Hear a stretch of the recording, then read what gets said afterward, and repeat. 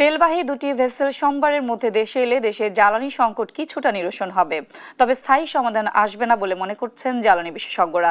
তাদের মতে চলমান ইরান যুদ্ধ দীর্ঘায়িত হলে বিশ্ব অর্থনীতি হুমকিতে পড়তে পারে। তাই প্রয়োজনীয় খাত নির্ধারণ করে জ্বালানি ব্যয় কমিয়ে আনার পরামর্শ জ্বালানি বিশেষজ্ঞদের।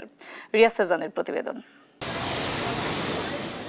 সাধারণত দেশের প্রয়োজনের চেয়ে নির্দিষ্ট পরিমাণ জ্বালানি সংরক্ষণ করাকে ওই দেশের কৌশলগত মজুদ বলা হয়। বাংলাদেশে এ ধরনের আপৎকালীন জ্বালানি মজুদের ব্যবস্থা নেই। ফলে সবশেষ তথ্য অনুযায়ী দেশে ডিজেলের মজুদ আছে 14 দিনের, অকটেন 28 দিনের, পেট্রোল 15 দিনের, ফার্নেস অয়েল 93 দিনের এবং জেট ফুয়েল আছে 55 দিনের। ফলে চলমান ইরান যুদ্ধ দীর্ঘ হলে কি হবে এ নিয়ে তৈরি হয়েছে শঙ্কা। 2-3টা পাম্প থেকে ঘুরে আসছি, সেখানে তেল পাই নাই। এখন এখানে আইসাতে তো মহামারী। ঢাকার বাইরে তো যত শুনতেছি অনেক পাম্প নাকি তেল বন্ধ, বলতেছে পেট্রোল শেষ হয়ে যাচ্ছে। প্রয়োজনের অতিরিক্ত জ্বালানি ক্রয় এমন মজুদ সংকটকে আরও বাড়িয়ে দিতে পারে বলে জানিয়েছেন জ্বালানি মন্ত্রণালয়। তাড়াহুড়ো করে কোনো কিনের দরকার নাই। এই রেশনিংটাকে ভয় পেয়ে স্টক করা শুরু করেছে। আসলে আমাদের তেলের কোনো অভাব নাই।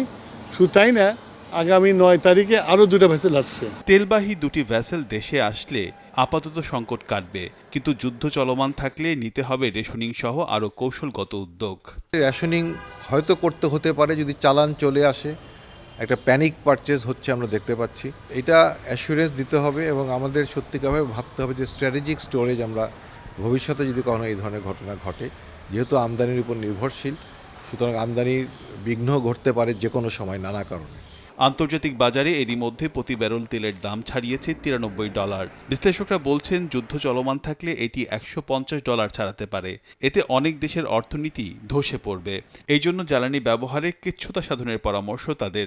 এইটা আসলে যদি কন্টিনিউ করতে থাকে তাহলে অনেক দেশের অর্থনীতি ধ্বংস হয়ে যাবে এবং উন্নয়ন কর্মকাণ্ড সব বন্ধ হয়ে যাবে। কারণ আমাদের মিনিমাম যতটুকু এনার্জি দরকার সেটুকু তো আমাদের আমদানি করতেই হবে।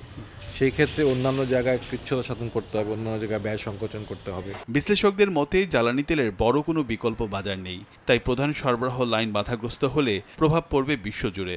এমন পরিস্থিতিতে ক্রুড অয়েলের সংকট কাটানো গেলেও এলএনজি সংকট ভয়াবহ রূপ নিতে পারে বলে মত তাদের। রিয়াজ সেজান, দেশ টিভি, ঢাকা।